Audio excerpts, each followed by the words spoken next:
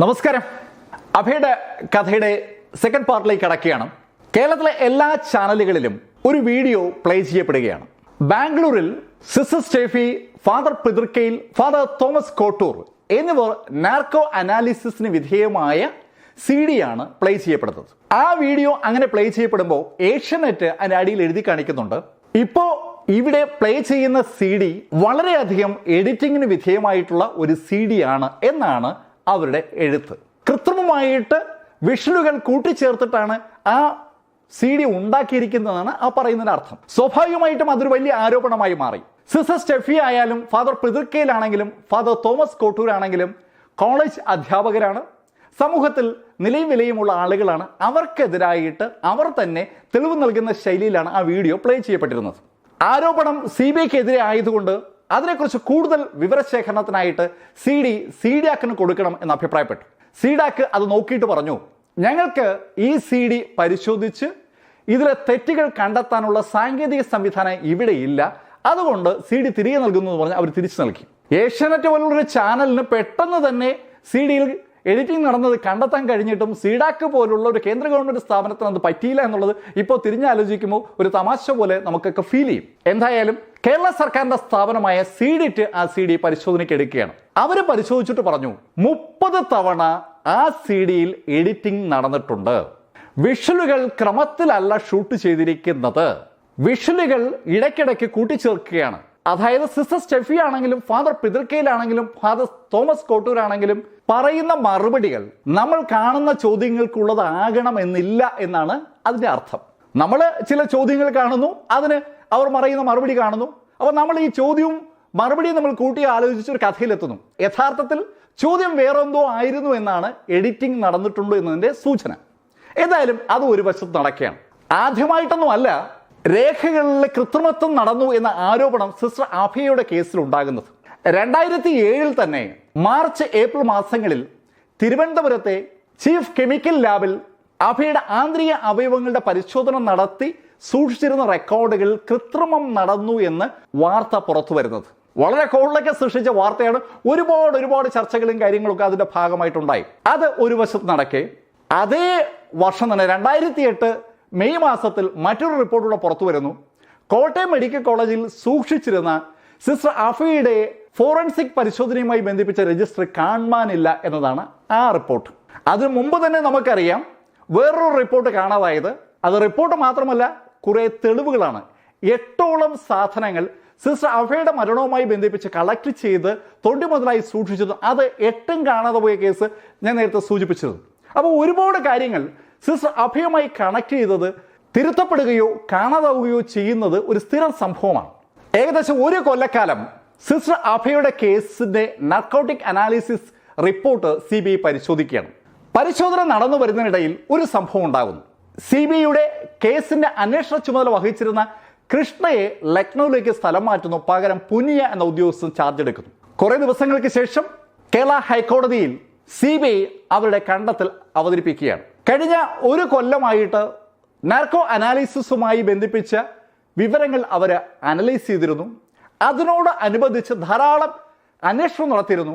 അതിൻ്റെ എൻഡിൽ അവർക്ക് മനസ്സിലാകുന്നത് നാർക്കോ അനാലിസിസിന് വിധേയമായ ആളുകൾ ആരും തന്നെ കേസുമായി ബന്ധപ്പെട്ട ആളുകളല്ലെന്നും അവരുടെ മേൽ കേസെടുക്കാൻ പറ്റുന്ന തെളിവുകളില്ലെന്നുമാണ് ഹൈക്കോടതിയിൽ CBI പറഞ്ഞത്. ഹൈക്കോടതിയിൽ ചൂടുപിടിച്ച വാദപ്രതിവാദങ്ങൾ ഉണ്ടാകുന്നു. സ്വാഭാവികമായിട്ടും ഹൈക്കോടതി ഇടപെടുന്നു. ഹൈക്കോടതി ഇപ്രാവശ്യം വളരെ രസകരമായ ഒരു കാര്യമാണ് ചെയ്തത്. ഡൽഹി യൂണിറ്റിനാണ് ഇതുവരെയും അഭയ കേസിന് അന്വേഷണ ചുമതല ഉണ്ടായിരുന്നത്. ഡൽഹി യൂണിറ്റിൽ നിന്ന് അന്വേഷണ ചുമതല നേരെ കൊച്ചി യൂണിറ്റിലേക്ക് മാറ്റാനാണ് ഹൈക്കോടതി ഉത്തരവ്.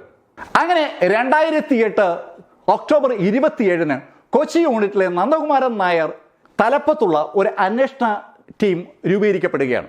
അത് വേഗതയിലാണ് പിന്നീട് നടന്ന അന്വേഷണം. വളരെ പെട്ടെന്ന് തന്നെ CBI സിസ്റ്റർ സ്റ്റെഫിയെയും ഫാദർ പിതൃക്കയിലിനെയും ഫാദർ തോമസ് കോട്ടൂരിനെയും അറസ്റ്റ് ചെയ്യുകയാണ്. അവർ 3 പേരും കൂടി ചേർന്ന് സിസ്റ്റർ അഭയെ കൊന്നു എന്നാണ് CBIയുടെ അന്വേഷണ റിപ്പോർട്ട്. തിരുവനന്തപുരത്ത് CJM കോടതിയിലാണ് കേസ് ഫയൽ ചെയ്യുന്നത്. CBIയുടെ റിപ്പോർട്ട് അനുസരിച്ച് സിസ്റ്റർ അഭയെ കൊന്നത് സിസ്റ്റർ സ്റ്റെഫിയും ഫാദർ തോമസ് കോട്ടൂരിനും ഫാദർ പിതൃക്കയിലും ചേർന്നിട്ടാണെന്നാണ്. അതിന് കണക്ട് ചെയ്തുകൊണ്ട് CBI സാക്ഷികളെയും കൂടി അവതരിപ്പിക്കുന്നുണ്ട്. അതിലെ ഏറ്റവും പ്രധാനപ്പെട്ട സാക്ഷി നേരത്തെ ക്രൈംബ്രാഞ്ച് ചോദ്യം ചെയ്ത് വിട്ട രാജു എന്ന അടക്ക രാജുവാണ്. അടക്ക രാജുവാണ് CBIയുടെ സ്റ്റാർ വിറ്റ്നസ് എന്ന് പറയുന്നത്. അടക്ക രാജുവിന്റെ പ്രധാന പരിപാടി രാത്രികാലങ്ങളിൽ മോഷണം നടത്തുക എന്നുള്ളതാണ്. അടയ്ക്ക മരങ്ങളിൽ കയറി അടയ്ക്ക മോഷ്ടിച്ച് വിൽക്കുന്ന ഒരു സ്വഭാവമാണ്. അങ്ങനെയാണ് ആ പേര് വീഴുന്നത്. അത് മാത്രമല്ല രാജു ചെയ്യാറുള്ളത്, രാജു വേറെ സാധനങ്ങൾ പല സ്ഥലത്തും മോഷ്ടിക്കാറുണ്ട്. അങ്ങനെ നമ്മുടെ ഈ പുറകുവശത്ത് കാണുന്ന ഹോസ്റ്റലിന്റെ മുകളിൽ ഉണ്ടായിരുന്ന ഒരു മിന്നൽ രക്ഷാ ചാലകം അടക്ക രാജു മോഷ്ടിച്ചിരുന്നു. കുറെ ചെമ്പ് കമ്പികളുടെ സംഭവമാണ്. ആദ്യം ഒരു തവണ കയറി കുറെ ഭാഗം അഴിച്ചുകൊണ്ടുപോയി, രണ്ടാമതൊരു തവണ വന്നു കുറെ ഭാഗം അഴിച്ചുകൊണ്ടുപോയി, മൂന്നാമതൊരു ദിവസം രാത്രി അതിന്റെ ബാക്കി ഭാഗം അഴിച്ചെടുക്കാനായിട്ട് രാജു മതിൽ ചാടി ഈ ബിൽഡിങ്ങിന്റെ സമീപത്ത് വന്നപ്പോൾ 2 വ്യക്തികളെ കണ്ടു എന്നാണ് രാജുവിന്റെ മൊഴി. ഫാദർ പിതൃക്കയിലിനെയും ഫാദർ തോമസ് കോട്ടൂരിനെയും. അവർ രണ്ടുപേരും ഈ കാണുന്ന ബിൽഡിങ്ങിന്റെ ഒരു വശത്തൂടെ നടന്ന് പുറകു വശത്തെത്തി അവിടെ മുകളിലേക്ക് കയറിപ്പോകാൻ കഴിയുന്ന ഒരു പടിക്കെട്ടുണ്ട്. ഒരു സ്റ്റെയർകേസ് ആണ്, ഒരു സ്പൈറൽ സ്റ്റെയർകേസ് ആണ്. ആ സ്റ്റെയർകേസ് വഴി 2 പേരും മുകളിലേക്ക് കയറി. മുകളിലെത്തിയതിനു ശേഷം 2 പേരും 2 വശത്തേക്ക് തിരിഞ്ഞു പാരപ്പെറ്റിൽ ടോർച്ച് അടിച്ചു നോക്കി എന്നാണ് രാജു CBIക്ക് നൽകിയിരിക്കുന്ന മൊഴി. CBIയുടെ അടുത്തേക്ക് രാജു ചെന്നു നൽകിയ മൊഴിയായിട്ടാണ് രാജു പറയുന്നത്.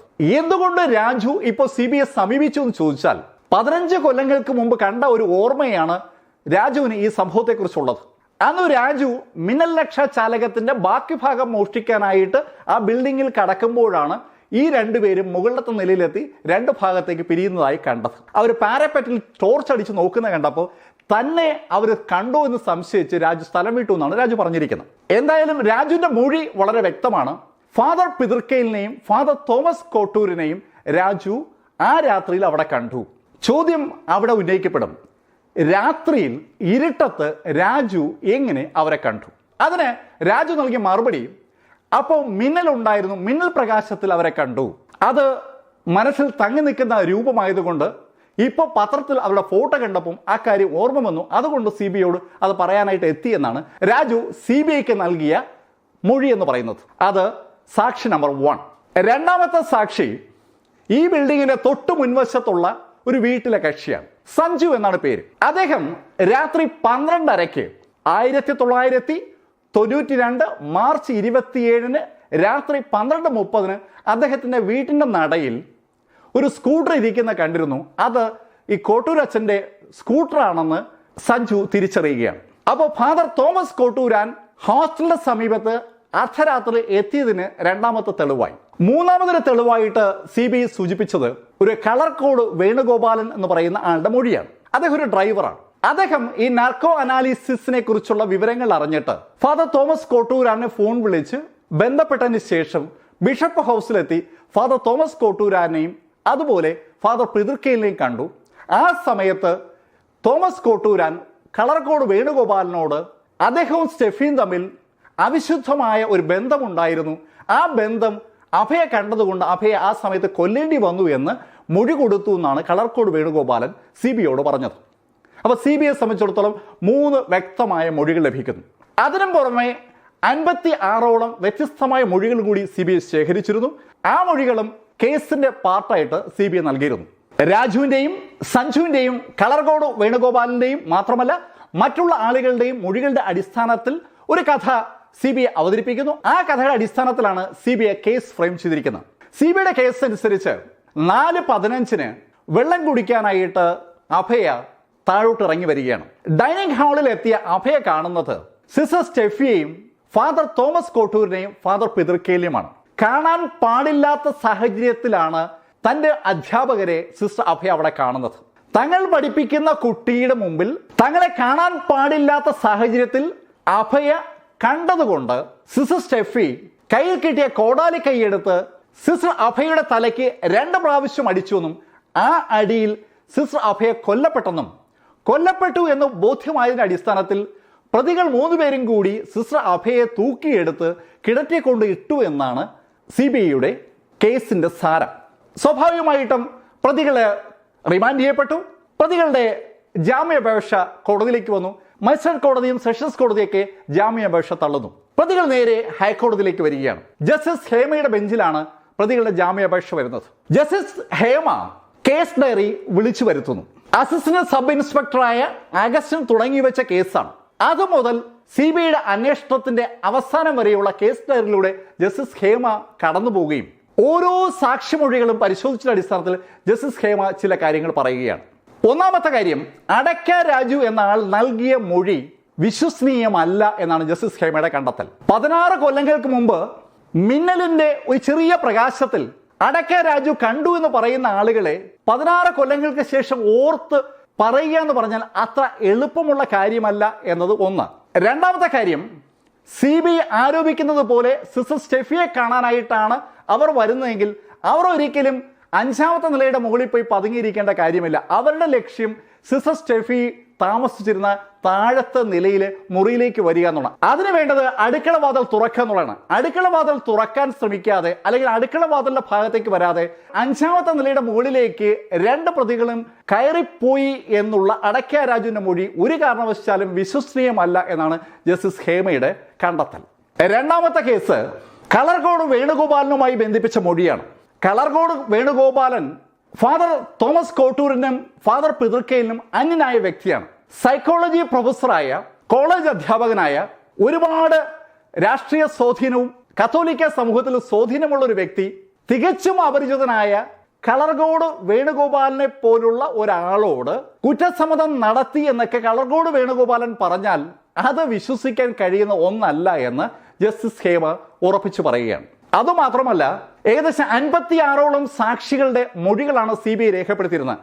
ആ 56 മൊഴികളിലൂടെയും കടന്നുപോയ ജസ്റ്റിസ് ഹേമ പറഞ്ഞത് ആ മൊഴികളൊക്കെയും കേട്ടുകേൾവിയുടെ അടിസ്ഥാനത്തിലുള്ള മൊഴികൾ മാത്രമാണ്. ഒരെണ്ണം പോലും ഡയറക്റ്റ് മൊഴിയില്ല.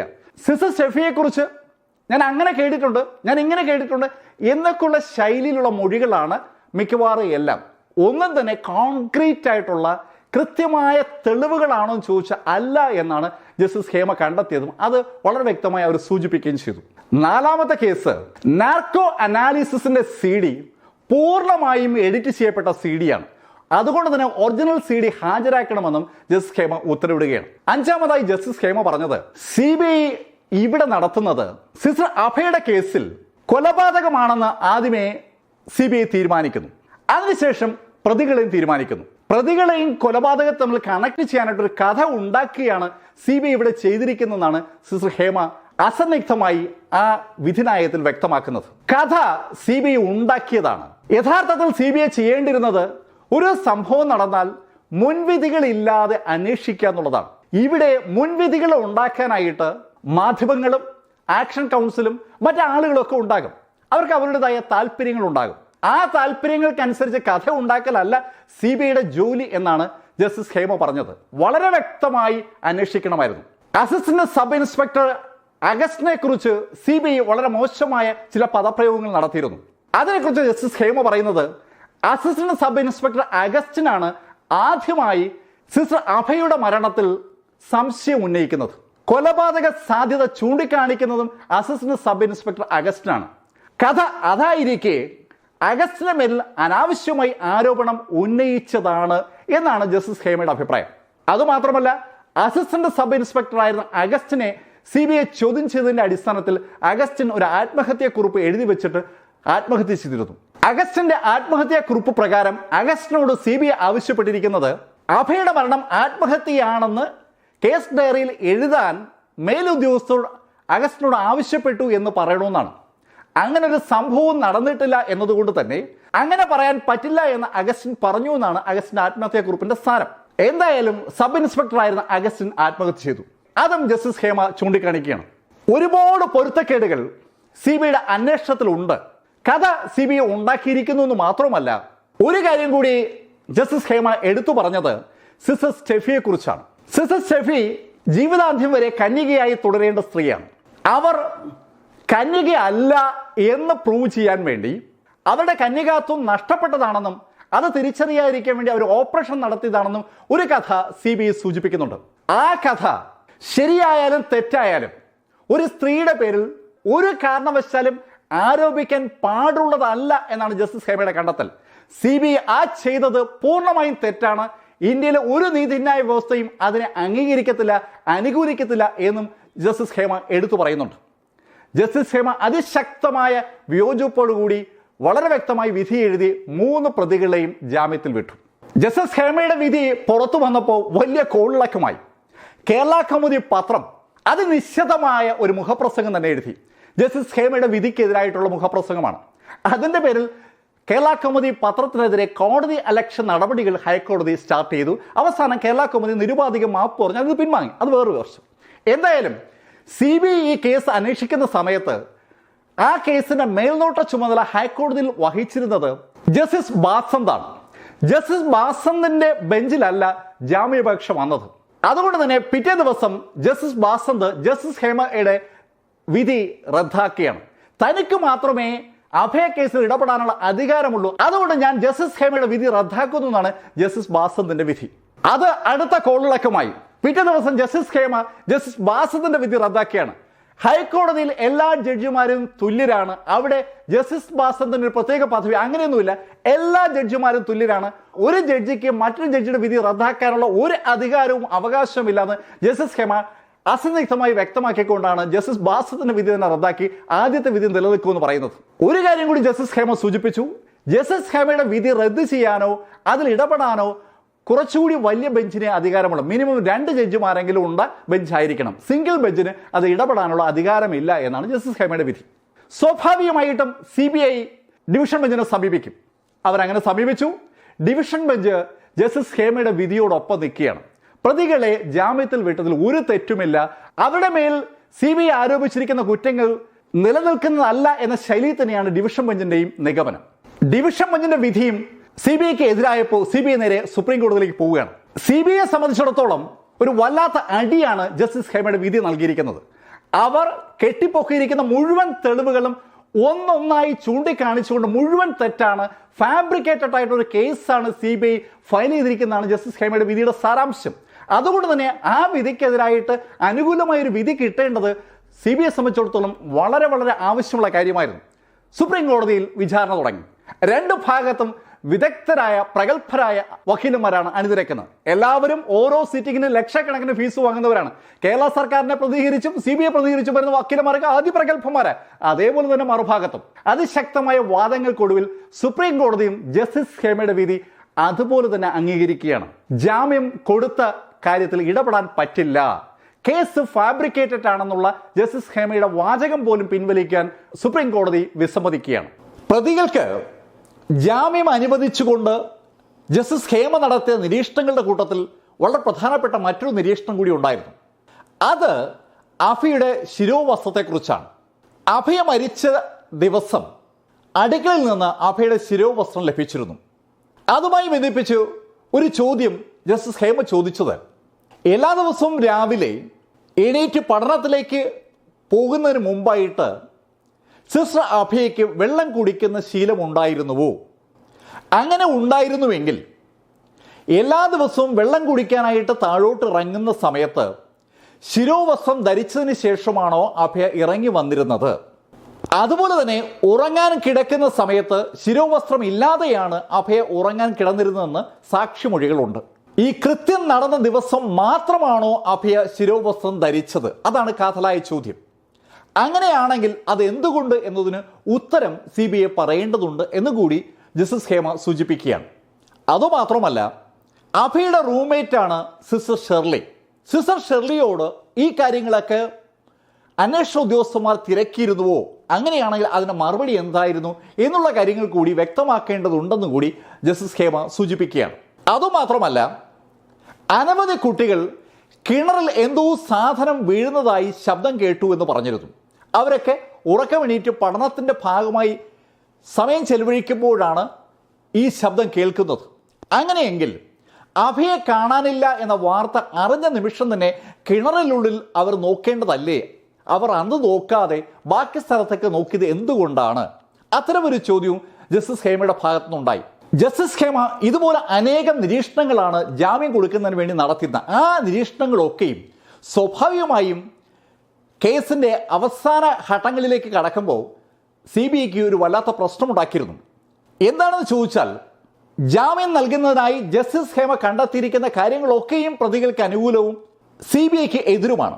അപ്പോൾ സ്വാഭാവികമായും കേസ് റദ്ദാക്കി കിട്ടാനുള്ള സാധ്യത ഉണ്ടെന്നുള്ള ഒരു തോന്നലിന്റെ അടിസ്ഥാനത്തിൽ സിസ്റ്റർ സ്റ്റെഫിയും ഫാദർ പിതൃക്കയിലും ഫാദർ തോമസ് കോട്ടൂരും കേസ് റദ്ദാക്കാനായിട്ട് അനവധി നടപടിക്രമങ്ങളിലേക്ക് കടക്കുകയാണ്. അനവധി തവണയാണ് ഹൈക്കോടതിയും സുപ്രീം കോടതിയൊക്കെ അവർ സമീപിക്കുന്നത്.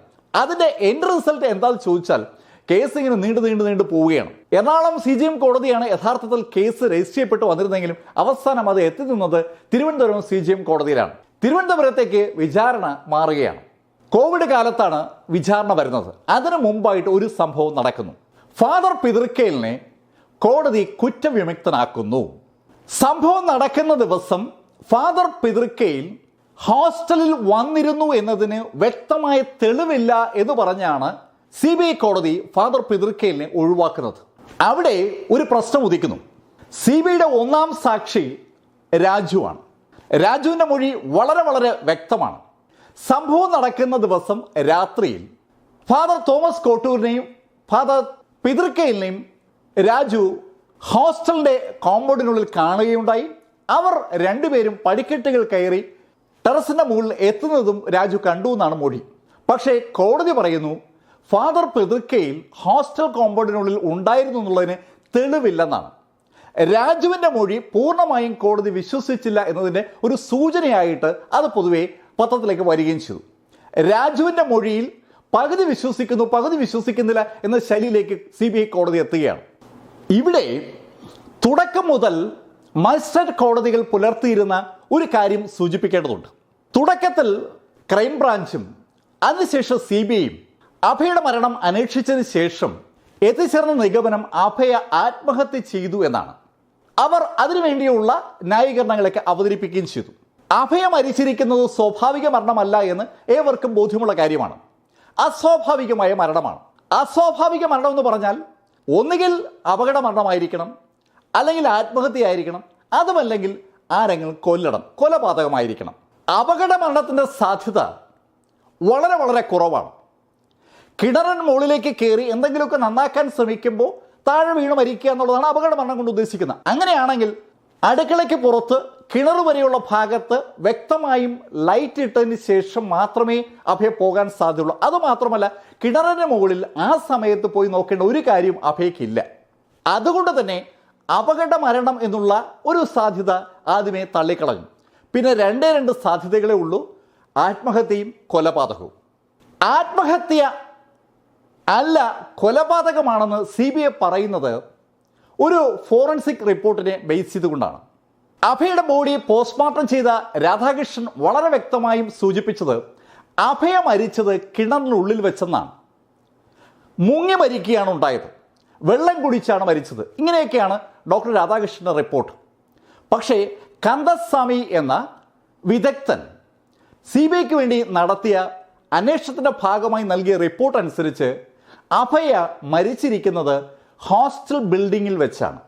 ഹോസ്റ്റൽ ബിൽഡിങ്ങിൽ വെച്ച് ശക്തമായ ക്ഷതം തലയുടെ പുറകുവശത്ത് ഏറ്റതിൻ്റെ ഫലമായിട്ടാണ് അഭയ കൊല്ലപ്പെട്ടിരിക്കുന്നതെന്നാണ് ഡോക്ടർ കന്ദസ്വാമിയുടെ റിപ്പോർട്ട്. അത് ഒരു വലിയ പ്രശ്നമാണ്. ഡോക്ടർ രാധാകൃഷ്ണന്റെ പോസ്റ്റ്മോർട്ടം റിപ്പോർട്ടിനെ CBI തള്ളി പറഞ്ഞിട്ടേയില്ല. എന്നാൽ അതിന് നേർവിപരീതമായൊരു റിപ്പോർട്ട് കൂടി CBI സമർപ്പിക്കുകയാണ്. അതുകൊണ്ടാണ് ജസ്റ്റിസ് ഹേമയുടെ അടുത്ത് ജാമ്യാപേക്ഷയ്ക്ക് വന്നപ്പോൾ ഇത് രണ്ടും ജസ്റ്റിസ് ഹേമ കൗട്ട് ചെയ്തത്. നിങ്ങൾ പറയുന്നു ഡോക്ടർ രാധാകൃഷ്ണന്റെ നിഗമനങ്ങളിൽ നിങ്ങൾക്ക് എതിർപ്പില്ല. ഡോക്ടർ രാധാകൃഷ്ണൻ പറഞ്ഞിരിക്കുന്നു അഭയ മരിച്ചത് കിണറിനുള്ളിൽ വെച്ചാണെന്ന്. നിങ്ങൾ മറ്റൊരാളുടെ റിപ്പോർട്ട് വയ്ക്കുന്നു, ആ റിപ്പോർട്ട് അനുസരിച്ച് അഭയ മരിച്ചിരിക്കുന്നത് ഹോസ്റ്റൽ ബിൽഡിങ്ങിൽ വെച്ചാണ്. ഇതിൽ ഏതിനോടാണ് നിങ്ങൾ യോജിക്കുന്നത് എന്നൊരു ചോദ്യം CBIയോട് അന്ന് ജസ്റ്റിസ് ഹേമ ചോദിച്ചിരുന്നു. CBI അതിന് വ്യക്തമായ ഒരു ഉത്തരം നൽകിയിട്ടില്ല എന്നാണ് അന്ന് പത്രങ്ങളൊക്കെ റിപ്പോർട്ട് ചെയ്തിരുന്നത്. എന്തായാലും ഈ കാര്യങ്ങളൊക്കെയും വിചാരണ വേളയിൽ വരികയാണ്. വിചാരണ വേളയിൽ രണ്ട് ഭാഗത്തെയും പ്രതിനിധീകരിച്ച് പ്രഗത്ഭരായ അഡ്വക്കേറ്റ്മാരുടെ ഒരു നിര തന്നെ വരികയുണ്ടായി. കത്തോലിക്ക സഭയെ സംബന്ധിച്ചിടത്തോളം അവരുടെ കൂട്ടത്തിലുള്ള പുരോഹിതന്മാരും കന്യാസ്ത്രീയൊക്കെ ഇതുപോലൊരു കേസിൽ ശിക്ഷിക്കപ്പെടുക എന്നുള്ളത് ശരിക്കും മോശമായൊരു കാര്യമാണ്. സ്വാഭാവികമായിട്ടും അവർ ധാരാളം പണം സംഘടിപ്പിക്കുകയും വില കൂടിയ അനവധി വക്കീലന്മാരെ കേസ് നടത്തിപ്പിനായി ചുമതലപ്പെടുത്തുകയും ചെയ്തിരുന്നു. അതിനു പുറമെയാണ് പ്രതി എന്ന് ആരോപിക്കപ്പെട്ടിരിക്കുന്ന തോമസ് കോട്ടൂരും സ്റ്റെഫിയും അവരുടേതായ ആളുകളിൽ വെക്കുന്നത്. ഇവരുടെ ഏതു വാദങ്ങൾക്കും മറുപടി പറയത്തക്ക ശൈലിയിൽ മറുഭാഗത്ത് മറ്റ് വക്കീലുമാരും ഉണ്ട്. അതിശക്തമായ വാദമുഖങ്ങളാണ് CBI കോടതിയിൽ അരങ്ങേറിയത്. കോവിഡ് കാലഘട്ടമായതുകൊണ്ട് പല സാക്ഷികളും വീഡിയോ കോൺഫറൻസ് വഴിയാണ് രംഗത്ത് വന്നതെന്ന് മാത്രം. എന്തായാലും അതിശക്തമായ ഒരു വിചാരണ തന്നെ അവിടെ നടന്നു. വിചാരണയിൽ പലപ്പോഴും ജസ്റ്റിസ് ഹേമ ചൂണ്ടിക്കാണിച്ച കാര്യങ്ങളൊക്കെ പ്രതിയുടെ ഭാഗത്തുള്ളവർ ചൂണ്ടിക്കാണിച്ചുവെങ്കിലും CJM കോടതിയുടെ ജഡ്ജി അത് ഉൾക്കൊള്ളാൻ തയ്യാറായില്ല. അടയ്ക്ക രാജുവിൻ്റെ മൊഴി പൂർണ്ണമായും സത്യസന്ധമാണ് എന്ന നിഗമനത്തിലേക്ക് ആദ്യമേ മജിസ്ട്രേറ്റ് കോടതി എത്തിച്ചേരുകയാണ്. അതുപോലെ തന്നെ കളർകോട് വേണുഗോപാലിൻ്റെ മൊഴിയും പൂർണ്ണമായും ശരിയാണ് എന്ന വിശ്വാസമാണ് CJM കോടതിക്കുണ്ടായിരുന്നത്. ആ രണ്ട് മൊഴികളും തെറ്റാണെന്നൊരു വിശ്വാസമാണ് ഹൈക്കോടതി ജഡ്ജിയായിരുന്ന ജസ്റ്റിസ് ഹേമയ്ക്കുണ്ടായിരുന്നത്. വിപരീതമായ ഒരു വിശ്വാസമാണ് CJM കോടതിയിൽ വന്നപ്പോൾ അവിടുത്തെ ജഡ്ജിക്കുള്ളത്. രണ്ട് ജഡ്ജിമാരുടെ മാനസികാവസ്ഥകളാണോ, രണ്ട് ജഡ്ജിമാരുടെ കാഴ്ചപ്പാടിൻ്റെ വ്യത്യാസമാണോ എന്നൊന്നറിയത്തില്ല. രണ്ടുപേരും രണ്ട് ശൈലിയിൽ ഒരേ കാര്യത്തെ നോക്കിക്കാണുകയാണ്. അതിന് എൻ്റെ റിസൾട്ട് നമ്മൾ ഈ ദിവസം വന്ന വിധിയിലൂടെ കണ്ടു. CBI കോടതി സിസ്റ്റർ അഭയ കൊല്ലപ്പെട്ട കേസിൻ്റെ വിധി പറഞ്ഞു. സിസ്റ്റർ സ്റ്റെഫിയും ഫാദർ കോട്ടൂരും കൂടി സിസ്റ്റർ അഭയെ കൊന്ന് കിണറ്റിൽ തള്ളിയതാണ് എന്നാണ് CBI കോടതിയുടെ കണ്ടെത്തൽ. അതിന് അവർക്ക് പരമാവധി ശിക്ഷയും കോടതി വിധിച്ചു. പക്ഷേ ഇതുകൊണ്ട് ഈ കേസ് ഇവിടെ അവസാനിക്കുന്നില്ല. ഈ കേസിനെ സംബന്ധിച്ചിടത്തോളം പ്രതികൾ ഉറപ്പായിട്ടും അപ്പീൽ കൊടുക്കും. അത് ഹൈക്കോടതിയിൽ എത്തുമ്പോൾ മജിസ്ട്രേറ്റ് കോടതിയിൽ കാര്യങ്ങൾ കേട്ട ആളിൻ്റെ മാനസികാവസ്ഥ ആവണമെന്നില്ല ഹൈക്കോടതിയിൽ കേസ് കേൾക്കുന്ന ആളിൻ്റെ മാനസികാവസ്ഥ. ജഡ്ജിമാരുടെ മാനസികാവസ്ഥയും ജഡ്ജിമാരുടെ കാര്യങ്ങൾ തിരിച്ചറിയാനുള്ള കഴിവിൻ്റെയും അടിസ്ഥാനത്തിൽ വിധികൾ മാറുന്നത് ഒരു പ്രതിഭാസമായിട്ട് ഇന്ത്യയിൽ എപ്പോഴും ഉണ്ടാവാറുണ്ട്. ഇവിടെയും അത് തന്നെയാണ് സംഭവിക്കുന്നത്.